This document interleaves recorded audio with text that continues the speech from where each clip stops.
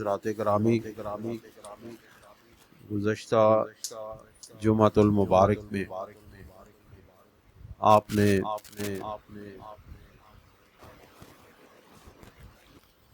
اہل ایمان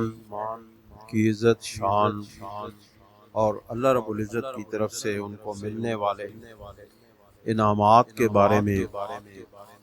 قرآن حکیم سے اللہ تعالیٰ کے جو انعامات کا بیان ہوا ہے ان کو سننے کی سعادت حاصل کی۔ اسی تسلسل کو برقرار رکھتے ہوئے آج سورہ توبہ کی آیت نمبر 72 سے خطبہ جمعہ کا آغاز ہو رہا ہے، اور آج بھی ہم اللہ تعالیٰ نے جو قرآن حکیم میں اہل ایمان اور کفار اور منافقین کے درمیان جو فرق ہے اس پر روشنی ڈالیں گے کہ اللہ تعالیٰ نے اہل ایمان اور کفار و منافقین کے درمیان جو فرق بیان کیا ہے اور جو اس کی نشانیاں بیان کی ہیں وہ کیا ہیں۔ یہ ابتدائی طور پہ میں آپ کو بتا دوں تمہیدی طور پر کہ قرآن حکیم میں جو یہ حالات اور واقعات اہل ایمان کے، کفار کے، منافقین کے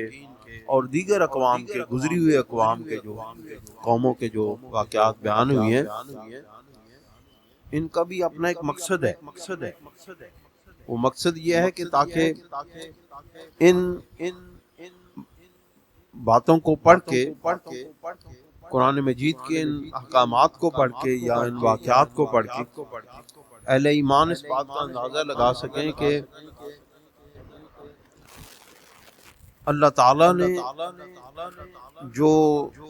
اپنا قرب، اپنی محبت، اپنی ولایت، اپنی رحمتیں جس قوم پر نازل کی یا جن لوگوں کو وہ پسند کرتا ہے ان کا طرز زندگی کیا ہے، ان کا طرز عمل کیا ہے، اور جو لوگ اللہ تعالیٰ کے ناپسندیدہ لوگ ہیں، یا یہ کہیں کہ وہ لوگ جو اللہ تعالیٰ کے ناپسندیدہ کام کرتے ہیں، جو اللہ کے حکموں کی خلاف ورزی کرتے ہیں جان بوجھ کر، جو اللہ تعالیٰ کے حکموں کے خلاف کرتے ہیں، اور پھر ایک قدم اور آگے بڑھتے ہوئے وہ لوگ جو اللہ تعالیٰ کے حکموں کا مقابلہ کرتے ہیں، ان کی کیا نشانیاں ہیں اور ان کا طرز زندگی اور ان کا طرز عمل کیا ہوتا ہے، یہ ساری باتیں ہمیں اللہ تعالیٰ اس مقصد کے لیے سمجھا رہے ہیں تاکہ ہم اپنے اس معاشرے کے اندر رہتے ہوئے ایسے لوگوں کی نشاندہی کرتے ہوئے، ایسے لوگوں سے بچتے ہوئے، ہم اپنی جو قوت ہے، اپنی جو طاقت ہے، اپنا جو اتحاد ہے، اپنی جو اخوت ہے، اپنا جو بھائی چارہ ہے، اپنی جو ہمدردیاں ہیں، وہ سب ہم اہل ایمان کے لیے وقف کر دیں۔ دیکھیں نا، جب اگر ایک معاشرہ جس میں کفار بھی ہیں، منافقین بھی ہیں، رنگ رنگ کے مذاہب کے لوگ ہیں، اگر ہم سب کے لیے یکساں سلوک کریں گے تو پھر ہماری تمام یعنی کہ ہمدردیاں، غمگساریاں، ہماری مدد، امداد، ہماری دوستی اگر سب کے لیے یکساں ہو جائے گی تو اس طرح پھر اہل ایمان کے ساتھ اور ان کے جو اہل ایمان کے جو حقوق ہیں وہ تعلق ہو جائیں گے، کیونکہ اولیت جو ہے وہ اہل ایمان کی ہے۔ کیوں؟ اس وجہ سے کہ اہل ایمان اللہ تعالیٰ کے پسندیدہ لوگ ہیں، اور اللہ تعالیٰ کی پسند اور ناپسند جو ہے یہ مال و دولت اور اسباب کے ساتھ جڑی ہوئی نہیں ہے۔ یہ بھی یاد رکھیں بات کہ کسی کے پاس مال و دولت اور اسباب ہوں تو آپ یہ سمجھیں کہ وہ اللہ تعالیٰ کا پسندیدہ لوگ ہیں، یا جن کے پاس مال دولت اسباب نہیں ہے، آپ سمجھے کہ یہ اللہ تعالیٰ کے ناپسندیدہ لوگ ہیں اور اللہ تعالیٰ نے ان کو اپنی گرفت میں لے لیا ہے. نہیں، معیار جو ہے وہ ان اکرمکم عند اللہ اتقاکم. اللہ کی پسند اور ناپسند کا معیار مال دولت اسباب کوٹھیاں کاریں بنگلے اور کارخانے نہیں ہیں. اللہ تعالیٰ کی پسند کا معیار تقوی ہے، اور وہی لوگ اللہ تعالیٰ کے پسندیدہ لوگ ہیں جن کا عمل، جن کا ایمان، جن کا عقیدہ اللہ رب العزت اور محبوب خدا صلی اللہ علیہ وسلم کے حکموں کے تابع ہو جائے. اب کیا ہوا ہے؟ اللہ تعالیٰ کے پسندیدہ وہ لوگ ہیں جو جن کا عمل، جن کا کردار اللہ اور اس کے محبوب صلی اللہ علیہ وسلم کے تابع اور پسندیدہ کاموں کی طرف ہو جائے، وہ اللہ تعالیٰ کے پسندیدہ لوگ ہیں. اور جن کا کردار اور جن کا عمل شریعت کے خلاف ہو جائے، رسول اللہ صلی اللہ علیہ وسلم کے حکموں کے خلاف ہو جائے، وہ اللہ تعالیٰ کے ناپسندیدہ لوگ ہیں. اب فرق اور معیار معلوم ہو گیا کہ اللہ کے پسندیدہ لوگ وہ ہیں جن کا عمل پسندیدہ کاموں کے اندر کے ساتھ منسلک ہو جائے، یا جو اچھے کام کرنے والے ہوں، جو نیکیاں کرنے والے ہوں، جو خوش اخلاقی سے رہنے والے ہوں، جو ایک دوسرے کے ساتھ ہمدردی کرنے والے ہوں، وہ اللہ تعالیٰ کے پسندیدہ لوگ ہیں. اللہ کریم ارشاد فرماتا ہے وعد اللہ المؤمنون والمؤمنات جنات تجری من تحتها الانہار خالدین فیہا. اللہ رب العزت نے وعدہ کیا ہے مومن مردوں اور مومن عورتوں سے جنتوں کا جن کے نیچے نہریں بہ رہی ہیں،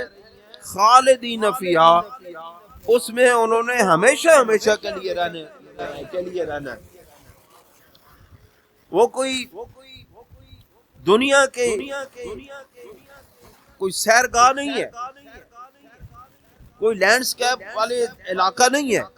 وہ خوبصورت علاقہ نہیں ہے، کوئی پہاڑی علاقہ نہیں ہے، کوئی سرز و شاداب علاقہ ایسا نہیں ہے کہ جہاں پہ آپ جائیں اور وہاں آپ چند دن کے لیے قیام کریں، اپنا کرایہ دیں، اور جب آپ کا ٹائم پورا ہو جائے یا پیسے مک جائیں واپس آ جائیں. وہاں جو پیسہ آپ نے بھیجنا ہے، جو کرایہ دینا ہے اس جنت کا، وہ نیک اعمال ہے. اور اللہ کریم ارشاد فرماتا ہے کہ میں اپنے بندوں کے اعمال کو کئی 100 گنا بڑھا دیتا ہوں. اس کا مطلب ہے آپ وہ عمل جو اللہ اور اس کے محبوب صلی اللہ علیہ وسلم کی رضا کے لیے کرتے ہیں، وہ آپ کی جنت کا کرایہ ہے. اور اللہ تعالیٰ اپنی اس جنت میں، اس خوبصورت علاقے میں، اس خوبصورت مقام پر لے جانے کے بعد اب یہ نہیں کہتا کہ تمہارا کرایہ ختم ہو گیا واپس لوٹ جاؤ. اللہ کریم فرماتا ہے ہمیشہ ہمیشہ کے لیے اس کے اندر رہنا ہے. اس لیے اللہ تعالیٰ کا جو مکان بنایا ہوا ہے وہ مساکن طیبۃ فی جنات عدن،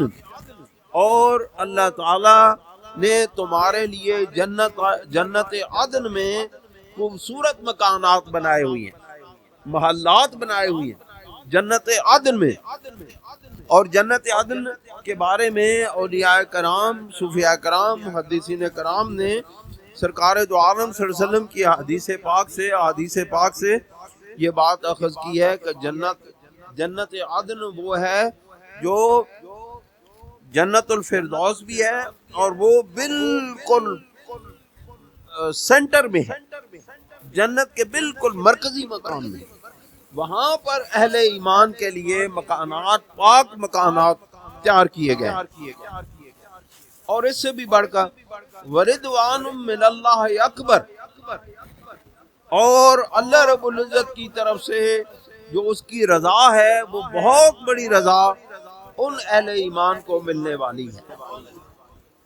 جنتیں ہیں، ان کے نیچے نہریں بہ رہی ہیں، ان میں ہمیشہ ہمیشہ رہنا ہے۔ جنت عدن میں بڑے پاک خوبصورت مکانات، محلات بنے ہوئے ہیں جن میں اہل ایمان نے رہنا ہے۔ لیکن اس سے بھی بڑھ کر ایک اور نعمت ہے، ایک اور انعام ہے، وہ ہے اللہ رب العزت کی رضا کا انعام۔ اللہ تعالیٰ راضی ہو جائے گا، اللہ تعالیٰ اپنے بندوں سے راضی ہو جائے گا، تو پھر اللہ تعالیٰ فرمائے گا۔ حضرت ابو سعید خدری رضی اللہ تعالیٰ عنہ سے روایت ہے، ان رسول اللہ صلی اللہ علیہ وسلم قال، کہ سرکار دو عالم صلی اللہ علیہ وسلم نے ارشاد فرمایا، ان اللہ عز و جل، بے شک اللہ رب العزت، یقول لأہل الجنہ، اہل جنت سے ارشاد فرمائے گا جب سب لوگ جنت میں چلے جائیں گے، اپنے اپنے مکانات پر پہنچ جائیں گے، اپنے اپنے مقامات پر متمکن ہو جائیں گے اور وہاں پر رہنے لگیں گے، تو اللہ رب العزت یقول لأہل الجنہ، اللہ رب العزت اہل جنت سے فرمائے گا، یا اہل الجنت، اے جنت والو، فیقولون، یعنی مخاطب کرے گا اللہ تعالیٰ جنت والوں کے، کوئی جنت والا جس جس جگہ پہ بھی ہوگا وہ اللہ رب العزت کی اس آواز کو سماعت فرمائے گا۔ اور یہ خطاب اہل جنت، اہل ایمان کے ساتھ براہ راست اللہ رب العزت کا ہوگا۔ حدیث مبارک میں ہے کہ اس سے پہلے جتنے بھی خطابات ہوں گے وہ سارے بالواسطہ ہوں گے، فرشتوں کے ذریعے سے ہوں گے۔ یعنی میدان محشر میں جتنے بھی خطابات ہوں گے اہل ایمان سے یا دوسرے لوگوں سے، وہ فرشتوں کے ذریعے ہوں گے۔ صوفیاء کرام نے اس کی وجہ لکھی ہے، صوفیاء کرام لکھتے ہیں کہ اس کی وجہ یہ ہے کہ وہاں پر میدان محشر میں اہل ایمان بھی ہوں گے، کفار بھی ہوں گے، منافقین بھی ہوں گے، ملحدین بھی ہوں گے، سب لوگ وہاں پہ ہوں گے۔ اس لیے اللہ تعالی نے اپنا براہ راست خطاب اہل ایمان کے لیے بچا کے رکھا ہوا ہے۔ وہاں پہ چونکہ تمام کفار اور اہل ایمان ملے ہوئے ہوں گے، وہاں پر جو خطاب ہوگا وہ بالواسطہ ہوگا، یعنی فرشتوں کے ذریعے سے ہوگا۔ اللہ رب العزت فرشتوں کو حکم دے گا کہ آپ یہ اعلان کر دیں، فرشتوں کو حکم دے گا کہ اب یہ معاملات اس طرح ان معاملات کو آگے اس طرح بڑھایا جائے۔ لیکن جس وقت جنت میں چلے جائیں گے، تمام اہل ایمان جنت میں داخل ہو جائیں گے، تو یقول لأہل الجنہ، اللہ رب العزت خود اہل جنت سے کہے گا، خطاب فرمائے گا۔ اب خطاب براہ راست ہو جائے گا، کیوں؟ ایسے لوگ وہاں پہ پہنچ جائیں گے جن کے قلب باطن پاک ہوں گے۔ اب دیکھیں نا، ہر چیز کے لیے اہلیت درکار ہے، ہر عہدے کے لیے اہلیت درکار ہے کہ نہیں؟ اگر ایک جو ہے میٹرک پاس کو آپ ڈائریکٹر جنرل نہیں بنا سکتے، اس کے لیے اس کی تعلیم اور اس کا معیار مقرر کیا گیا۔ اسی طرح اللہ تعالیٰ نے اپنے خطاب کو سننے کے لیے یا اس کو سماعت کرنے کے لیے ایک معیار مقرر کیا ہے۔ وہ معیار یہ ہے کہ جن لوگوں کا قلب پاک ہو چکا ہوگا، جن کا باطن اس مقام اور مرتبے پر جا چکا ہوگا، یعنی اہل جنت کیا ہوگا؟ اہل جنت وہ ہوں گے جن کو اللہ تعالی تمام نفس کی خرابیوں اور تمام ناپاکیوں سے پاک کر کے، ان کو تمام غلاظتوں سے پاک کر کے جنت کے اندر داخل کرے گا۔ اب ان کے دل کے اندر کوئی ناپاکی، کوئی رجس اور کوئی ایسی چیز نہیں رہے گی، بخل، بخیلی،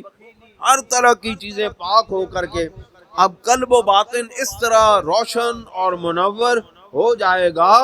کہ اب وہ اللہ رب العزت کی آواز کو سننے کے قابل ہو جائیں گے۔ اس کا مطلب ہے وہ اس سے پہلے اللہ تعالیٰ کی آواز کو سماعت کرنے کے قابل نہ تھے، کیونکہ ان کا باطن، ان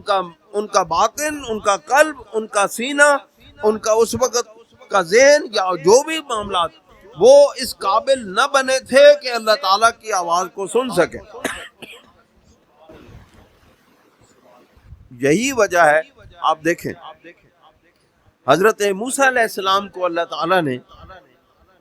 جب کوہ طور پہ بلایا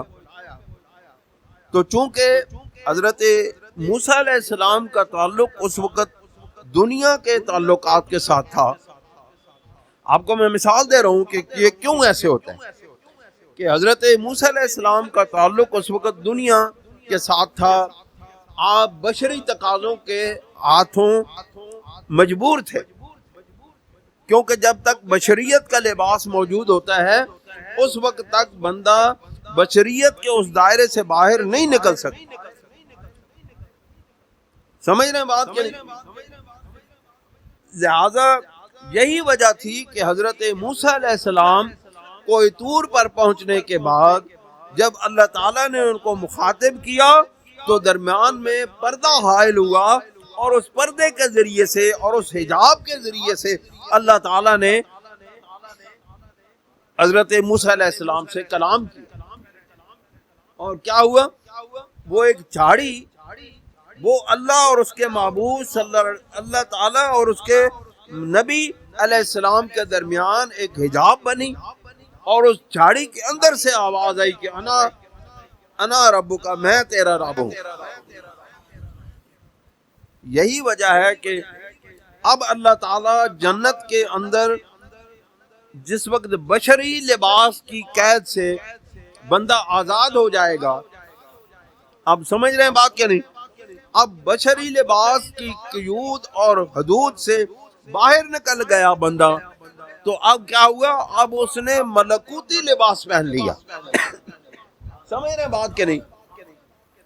اب اگر اس کا دامن، اس کا باطن اتنا پاک ہو گیا کہ اب وہ بشری لباس کو دنیا میں چھوڑ گیا، یہ بشری لباس دنیا میں رہ جائے گا نا، یہ جسم، یہ مٹی عناصر کا بنا ہوا جسم، یہ قبر میں جا کے ختم ہو جاتا ہے عام طور پہ۔ اہل اللہ کو چھوڑیں، وہ ایک الگ بات ہے، وہ ایک الگ معاملہ ہے، اس پر انشاءاللہ زندگی رہی تو کبھی روشنی ڈالیں گے کہ اہل اللہ کے اجسام کیوں باقی رہتے ہیں۔ فرق ہے نا، انبیاء علیہ السلام کے نبی کریم علیہ السلام نے خود ارشاد کہ زمین جو ہے وہ انبیاء کے اجساد کو نہیں کھاتی، اس کو اجازت ہی نہیں ہے انبیاء علیہ السلام کے اجساد کو کھائے۔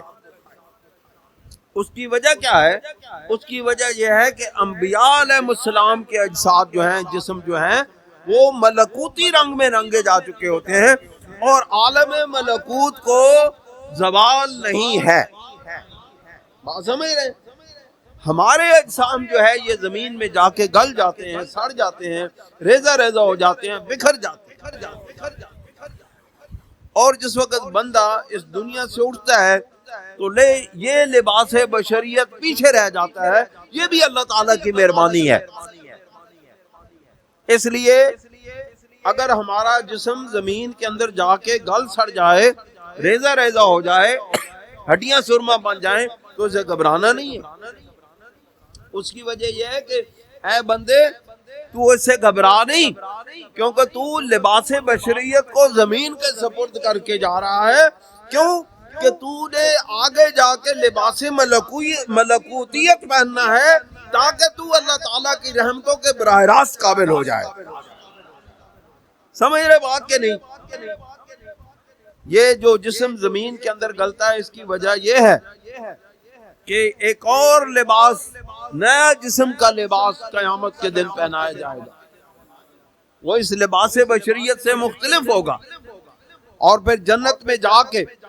وہ لباس بشریت، جو لباس دوسرا ہوگا، وہ بھی ملکوتی لباس کے اندر تبدیل ہو جائے گا۔ اب اللہ رب العزت بندوں سے کہے گا، اے میرے بندو، وہ کہیں گے ربنا لبیک یا ربنا وسعدیک، اب ہم حاضر ہیں اور تیری اطاعت کے لیے حاضر ہیں، اطاعت کے لیے تیار ہیں۔ اللہ تعالیٰ ارشاد فرمائیں گے اور بندے پھر آگے بڑھیں گے، والخیر یدیک والخیر فی یدک، کہ اے رب ذوالجلال تمام بھلائیاں تیرے قدرت میں ہیں، تیرے ہاتھ میں، تمام بھلائیاں تیرے ہاتھ میں ہیں۔ فَيَقُولُ هَلْ رَضِيتُمْ، اللہ اکبر،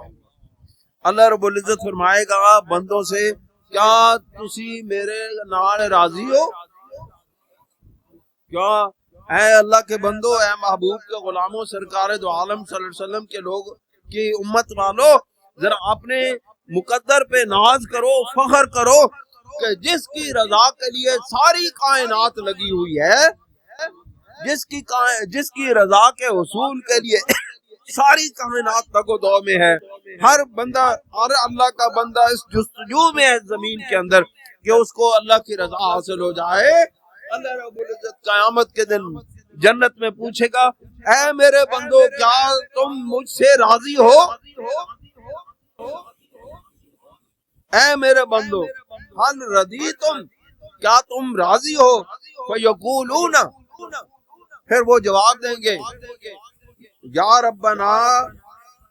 وما لنا لا نرضى یا رب، اے رب ذوالجلال ہم کیوں نہ راضی ہوں، ہم راضی ہیں، ہم کیوں نہ راضی ہوں۔ اور پھر وہ اپنی اس کا کرائٹیریا گنائیں گے کہ رضا ہم کیوں راضی ہیں، ہم کیوں نہ راضی ہوں۔ وَقَدْ آتَيْتَنَا مَا لَمْ تُعْطَ أَحَدًا مِّنْ خَلْقِكَ، تو نے تو ہمیں وہ کچھ عطا فرما دیا ہے جو اس سے پہلے تو نے اپنی مخلوق میں سے کسی کو بھی عطا نہیں کیا۔ کیوں جی؟ بچے نو تسی تھوڑی جی کچھ ہے دے دو، بچے راضی ہو جانے، کیا خیال ہے؟ کوئی میٹھی چیز دے دو، کوئی کپڑے لے آ دو، بچے ہے خوش ہو جانے، تواڈے نال جناب کم از کم ہفتہ 10 دن تواڈے نال رضا نال کٹ دیں۔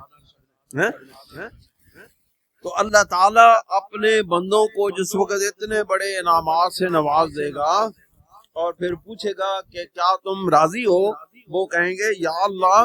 تو نے تو ہمیں وہ کچھ عطا فرما دیا ہے جو تو نے اس سے پہلے اپنی کسی بھی مخلوق کو عطا نہیں کیا تھا، تو ہم کیوں نہ راضی ہوں۔ فیقولو، اس جواب کے بعد اللہ تعالیٰ یہ نہیں فرمائے گا کہ بس ٹھیک ہے جی تسی راضی تے اسی راضی، سارے راضی، بس ٹھیک ہے ہن مزے کرو۔ اللہ رب العزت فرمائے گا نہیں، فیقولو، اللہ رب العزت ارشاد فرمائے گا الا اوتیکم افضل من ذالک، کیا میں تمہیں اس سے بھی افضل چیز نہ عطا کروں؟ یہ انعامات، یہ جنتیں، یہ نیچے نہریں بہ رہی ہیں، یہ سارا کچھ، یہ محلات، یہ اتنے خوبصورت چیزیں، یہ سب کچھ دینے کے باوجود جب تم اس پہ راضی ہو گئے ہو، لیکن ابھی ہمارا ارادہ آپ کو اور رضائیں عطا کرنے کا ہے۔ تم تو راضی ہو گئے ہو، لیکن ابھی ہمارا ارادہ تمہیں مزید عطا کرنے کا ہے۔ اللہ کریم ارشاد فرمائیں گے کہ الا اعطیکم افضل من ذالک، کیا میں تمہیں اس سے زیادہ بہتر چیز نہ عطا کروں؟ فیقولون یا رب، وہ بندے حیران ہو جائیں گے، اتنا کچھ دے دیا، اتنے انعامات عطا فرما دیے، اس کے بعد یا اللہ کون سی چیز باقی رہ گئی؟ فیقولون وَأَيُّ شَيْءٍ أَفْضَلُ مِنْ ذَلِكَ، اے رب ذوالجلال اس سے زیادہ اور افضل کون سی چیز ہے جو تو ہمیں عطا کرنا چاہتا ہے؟ وہ حیران ہو جائیں گے نا، اتنی بڑی نعمتیں ملنے کے بعد بندہ جس وقت بہت کچھ عطا ہو جائے نا، تو یعنی کہ مال دولت اسباب ہو جائے، تو یہ دنیا کے اندر بھی بندہ کہتا ہے بس جی اس وقت اور کوئی نہیں، جو کچھ میں نے حاصل کر لیا، جو کچھ میں نے کما لیا، جو مال و دولت اسباب حاصل کر لی، اس وقت اور کی ہو سکنا جی۔ لیکن ان کو اللہ تعالیٰ سب کچھ اہل جنت کو عطا فرمانے کے بعد پھر پوچھے گا کہ کیا تمہیں میں اس سے افضل چیز عطا نہ کروں؟ وہ حیران ہو کے پوچھیں گے یا اللہ اس سے بھی اور اعلیٰ چیز کیا ہے؟ اللہ کریم ارشاد فرمائے گا فَيَقُولُ أُحِلُّ عَلَيْكُمْ رِضْوَانِي، میں نے تمہارے لیے اپنی رضا حلال کر دی ہے، فَلَا أَسْخَطُ عَلَيْكُمْ بَعْدَهُ أَبَدًا، اب میں ابد الآباد تک تم سے ناراض نہیں ہوں گا، اب میری رضا تمہیں مل گئی ہے، اب ابد الآباد تک میں تم سے ناراض نہیں ہوں گا۔ دوستو اور بزرگوں، یہ ارشاد فرمانے کے بعد اللہ کریم اپنے محبوب صلی اللہ علیہ وآلہ وسلم کو ارشاد فرماتے ہیں یا ایھا النبی جاہد الکفار والمنافقین واغلظ علیہم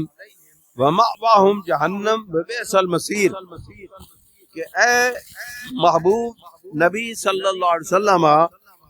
کفار اور منافقین سے جہاد کرو، وغلظ علیہم، اور ان پر سختی کرو، شدت کرو،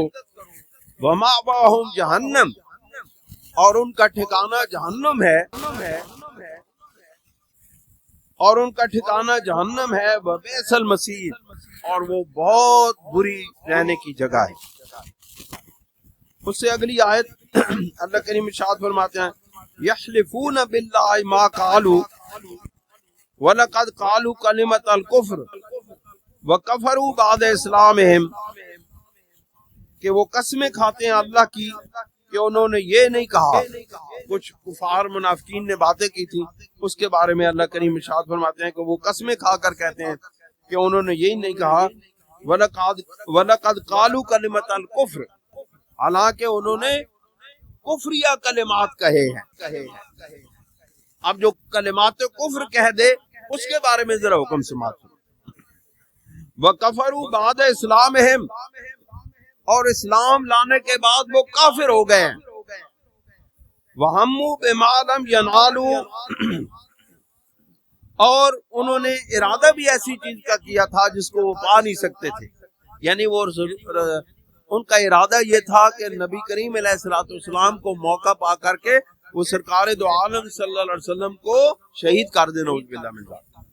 یعنی انہوں نے ارادہ بھی اس چیز کا کیا تھا جس کو وہ پا نہیں سکتے تھے، کیونکہ اللہ رب العزت کا اپنے محبوب سے وعدہ ہے واللہ یعصمک عن الناس، میں قیامت تک ہے میرے محبوب آپ کو لوگوں کے شر سے بچا کے رکھوں گا۔ وما نقموا الا ان اغناہم اللہ ورسولہ، اور وہ اس بات پہ غصے نہیں ہوئے کہ اللہ تعالیٰ نے ان کو، اللہ تعالیٰ نے اور اس کے رسول صلی اللہ علیہ وسلم نے ان کو غنی کر دیا ہے، من فضلہ ہی، اپنے فضل سے، فَإِن يَتُوبُوا يَكُ خَيْرًا لَّهُمْ، اگر اب بھی وہ توبہ کر لیں تو ان کے لیے بہتر ہے، وَإِن يَتَوَلَّوْا يُعَذِّبْهُمُ اللَّهُ عَذَابًا عَلِيمًا،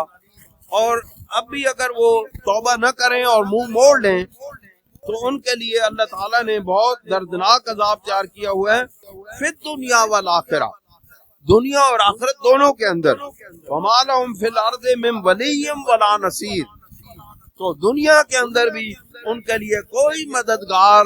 اور دوست نہیں ہے۔ دوستوں اور بزرگوں، یہ آیات مبارکہ نہایت اہم اور ہمارے عقائد کو مضبوط کرنے والی ہے، ذرا غور سے سماعت فرمائیے گا۔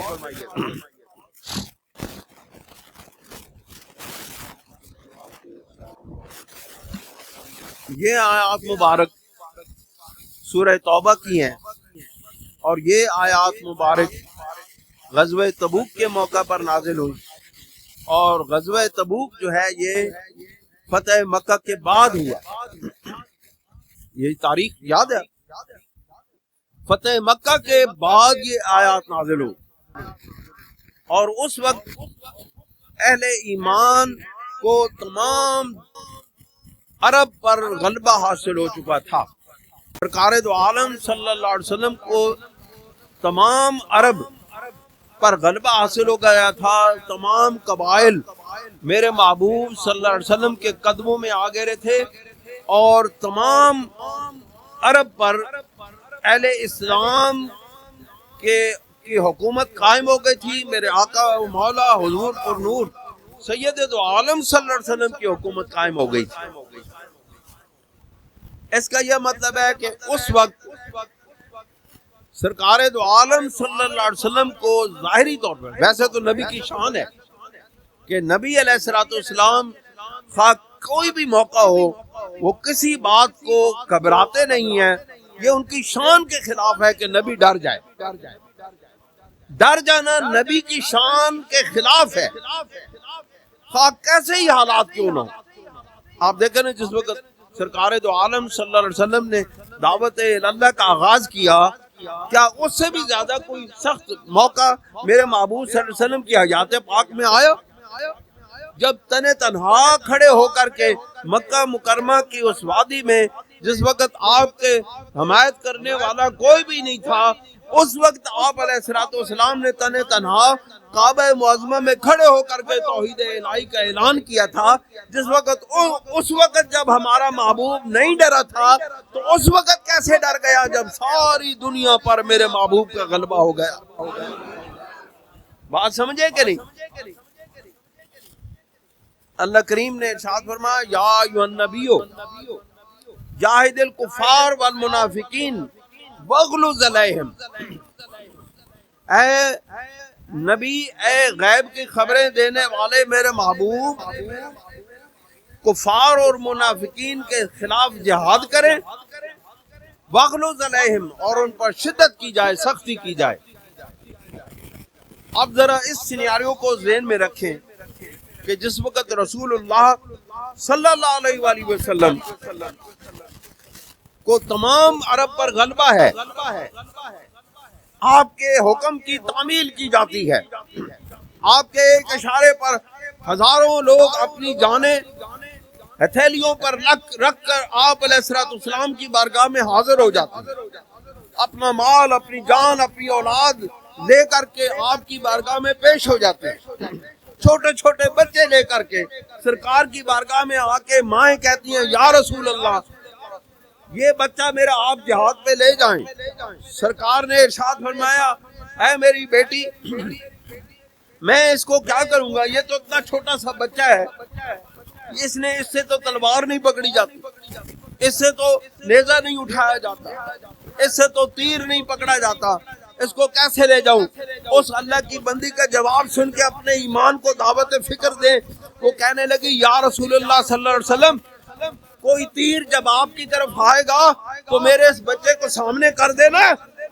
وہ تیر کم از کم میرے اس بچے کو روک، میرا بچہ اس تیر کو روک لے گا جو آپ کی طرف آنے والا ہے. اب اس دور کے اندر جب اس طرح کی قربانی دینے والی، اس طرح کے جذبہ ایمان رکھنے والی ہستیاں موجود ہوں، اس طرح کی مائیں موجود ہوں جو اپنے چھوٹے چھوٹے بچوں کو سرکار دو عالم صلی اللہ علیہ وسلم پر قربان کرنے کے لیے تیار ہو، تو اس دور میں کیسے تصور کیا جا سکتا ہے کہ سرکار دو عالم صلی اللہ علیہ وسلم ڈر گئے لوگوں سے اور لوگوں سے گھبرا کر کے اور لوگوں کے خلاف انہوں نے کوئی بیان نہیں دیا. یہ آیہ مبارکہ صحابہ کرام رضوان اللہ تعالی علیہم اجمعین کے ایمان پر دلالت کر رہی ہے، دلیل ہے سرکار دو عالم صلی اللہ علیہ وسلم کے صحابہ کرام رضوان اللہ تعالی علیہم اجمعین پر. اگر کوئی سرکار دو عالم صلی اللہ علیہ وسلم کی صفوں میں اس وقت کوئی منافق موجود ہوتا، کوئی کافر موجود ہوتا، اس آیت کے نازل ہونے کے بعد رسول اللہ صلی اللہ علیہ وسلم پر یہ واجب اور لازم ہو گیا تھا، اور نبی پر جو بات لازم اور واجب ہو جائے وہ اس سے روگردانی نہیں کر سکتا. یہ اس کی نبوت کے مقام و مرتبہ کے خلاف ہے کہ وہ اس کے خلاف کرے. اب اگر اس آیہ مبارکہ کے نازل ہونے کے بعد سرکار دو عالم صلی اللہ علیہ وسلم کے ارد گرد ابو بکر بھی ہیں، عمر فاروق بھی ہیں، عثمان غنی بھی ہیں، مولا علی بھی ہیں اور دیگر صحابہ کرام بھی ہیں، اور رسول اللہ صلی اللہ علیہ وسلم نہ ان کے خلاف جہاد کرتے ہیں نہ ان کے خلاف کوئی اعلان کرتے ہیں. اس کا مطلب ہے کہ وہ سارے صاحب ایمان ہیں. لیکن اے کالو، تمہارے عقیدے کے مطابق تو رسول اللہ کے ارد گرد کفار اور منافقین تھے، رسول اللہ نے تو ان کے خلاف جہاد نہیں کیا، اس کا مطلب ہے کہ رسول اللہ کا جہاد کفار اور منافقین کے خلاف تھا، اہل ایمان تو سرکار کے مددگار، نصیر اور محبت کرنے والے تھے۔ بات سمجھ رہے ہیں؟ یہ آیہ مبارکہ نبی کریم علیہ الصلوۃ والسلام کے تمام صحابہ کے ایمان پر بیان دلیل ہے۔ اگر صحابہ کرام میں سے کوئی ایک فرد بھی ایمان پر نہ ہوتا تو نبی کریم علیہ الصلوۃ والسلام پر یہ لازم اور واجب تھا کہ اس کا نام لے کر اس کو نکال دیتے اپنی ثبوت۔ دوستوں اور بزرگوں، قرآن حکیم کو پڑھیں۔ میں پھر کہتا ہوں، میرے 25-26 سال کا یہ اعلان ہے، یہ عرض ہے، یہ عرض گزاریاں ہیں